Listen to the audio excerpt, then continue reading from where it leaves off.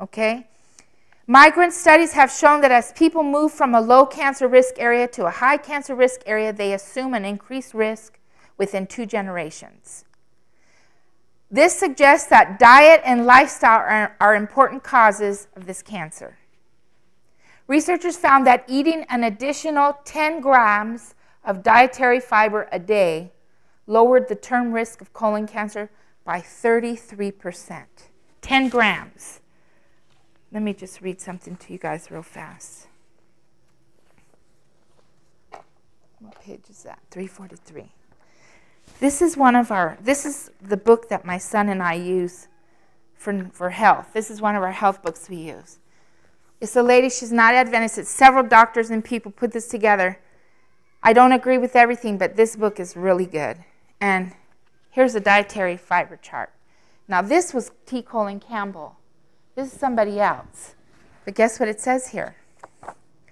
It says the average American's daily intake of fiber is about 5 to 14 grams per day.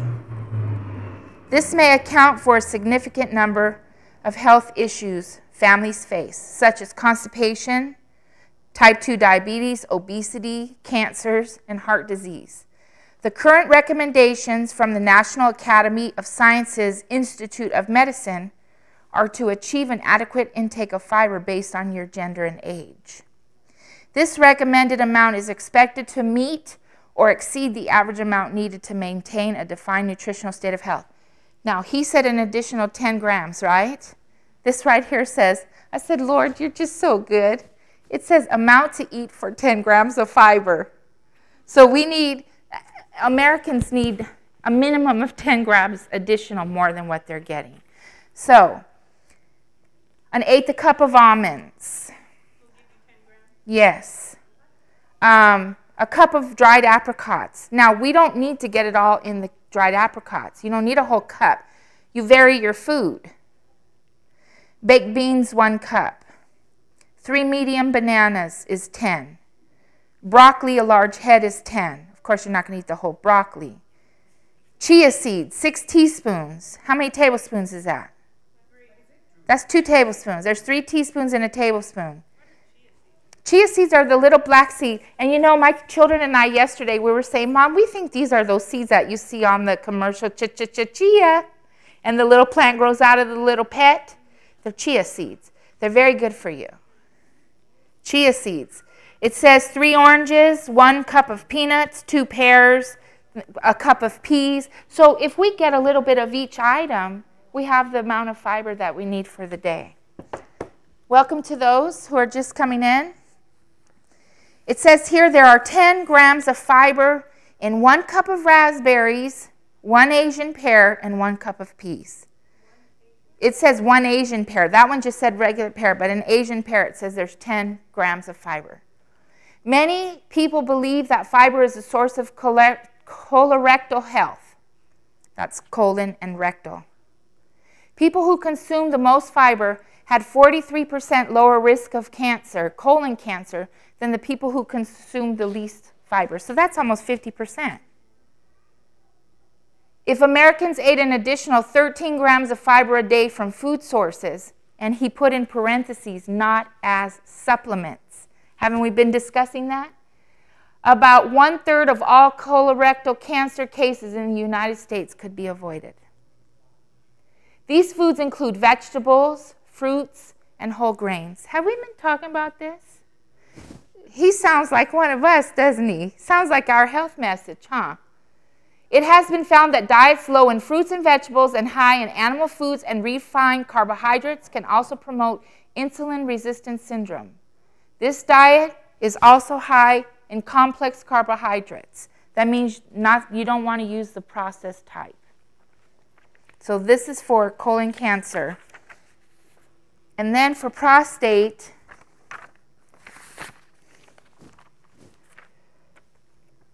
prostate cancer is one of the most commonly diagnosed cancers among men in the U.S., representing about 25% of all tumors.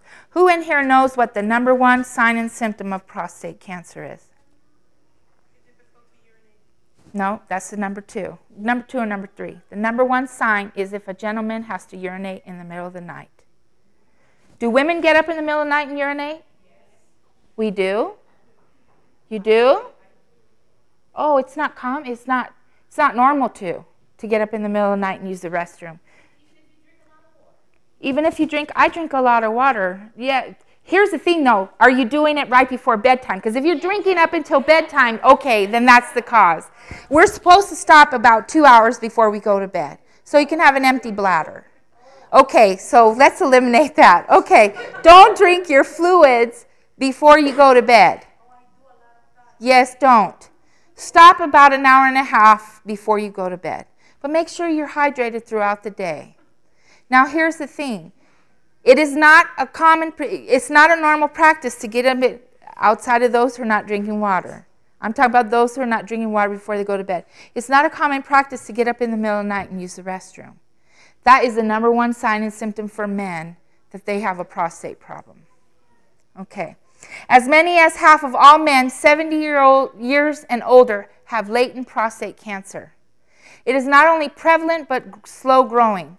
Only 7% of diagnosed prostate cancer die within 5 years. This makes it difficult to know how and if the cancer should be treated.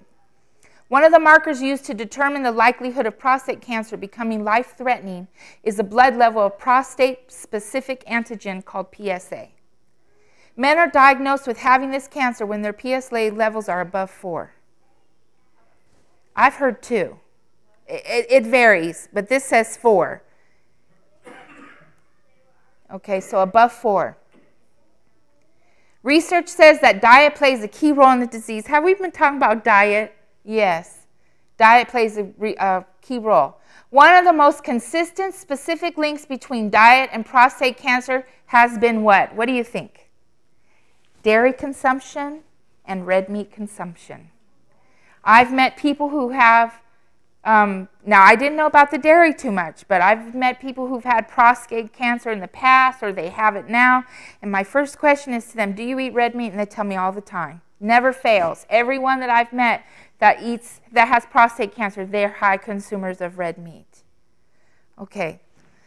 The growth hormone insulin-like growth factor, it's called IGF-1, that our bodies make is turning out to be a predictor of cancer, just as cholesterol is a predictor for heart disease.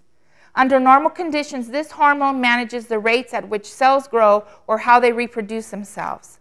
Under unhealthy conditions, IGF-1 becomes more active, increasing the birth and growth of new cells while simultaneously inhibiting the removal of old cells, both which favor the development of cancer.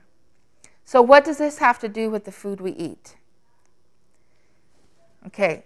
This says second mechanism relates to vitamin D metabolism. It is not a nutrient that we need to consume. Our body can make all that we need simply by being in the sunlight, a minimum of 20-30 minutes a day, and the darker you are, the more you need. This active or supercharged D produces many benefits, and we talked about it's responsible. Does anyone remember how many hormonal functions vitamin D is responsible for in the body? 2,000 plus. 2,000 plus. Including the prevention of cancer, autoimmune diseases, and diseases like osteoporosis. As it turns out, our diet can determine how much of this supercharged D is produced and how it works once it is produced. So when I read this, I realized I've talked to many people who say, I'm in the sun all day and my vitamin D levels are low. It's the diet. It's the diet. If the diet's not right, the vitamin D is not going to be supercharged and do what it's supposed to in the body. I did not know that. It's the diet. Take off the sunglasses, take off the sunscreen, take off the foundation, and get the diet right. It's the diet. Animal protein has a tendency to block the production of supercharged D, leaving the body with low levels of it in the blood. And I'm going to mark this because I have someone I know who is... Sorry, you guys, but I know someone going through this right now, and they're a high eater of meat, and they're in the sun all the time. If these low levels persist, prostate cancer can result. Now, what did we say should be the minimum levels of vitamin D? Did we ever talk about it? Vitamin D levels should be never never less than 50. Up until a few months ago, they considered this normal. So if it's not supposed to be less than this and this is what you are, you're sickly. They just increased it to 25. So half of what you should be. So if your doctors tell you your vitamin D levels are normal, say, let me see my results, please. This is normal. Okay? And an autistic child, they say, should be no less than 80 to 100.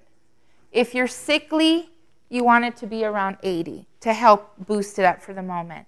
Now, what's the best place to get sunshine? I mean, I gave it away. What's the best place to get vitamin D? But what if you live in a place like Oregon or Washington where you don't have sun for 5 months or 4 months? This is where supplementation is necessary. Vitamin D3. And not animal, you want plant-based, okay? Plant source. They do now have a plant source of vitamin D3. The average person does well on 5,000 IUs a day. You can go on and listen to Dr. Scott Grievous. He's the doctor for Wildwood. You can listen to Dr. John Cannell on YouTube. He is the authority on vitamin D of all the doctors. They call him the authority.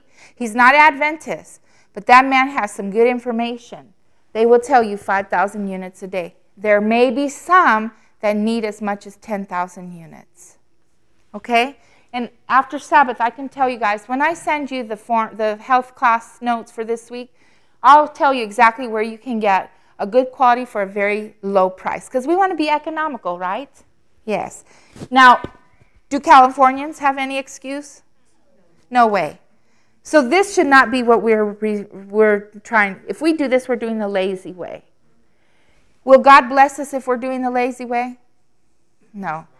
He'll bless our efforts. If this is all we have, He'll bless our efforts. But we have more. We have the sunshine. California is known as the Sunshine State. California and Florida. Okay, let's keep going. Okay.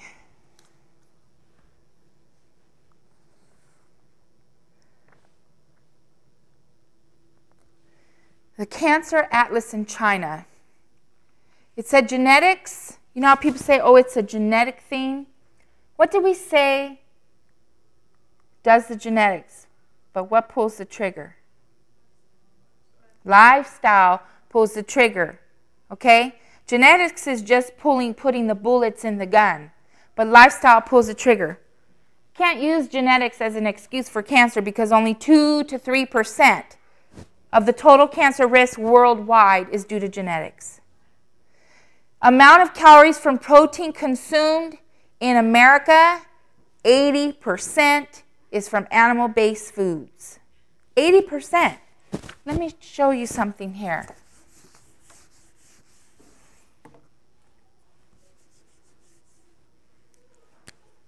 You have carbohydrate. Well, we'll say complex carbohydrates.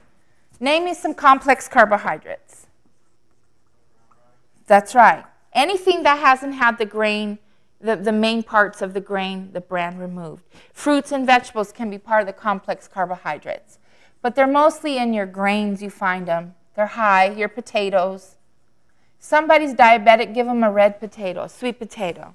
Okay, complex carbohydrates, protein, and fat. Now, when I say fat, what kind of fat am I referring to? Not animal, plant fat. Do we want animal fat in our diet? No, I'm sorry, didn't mean to confuse. We're supposed to have 70% minimum of our food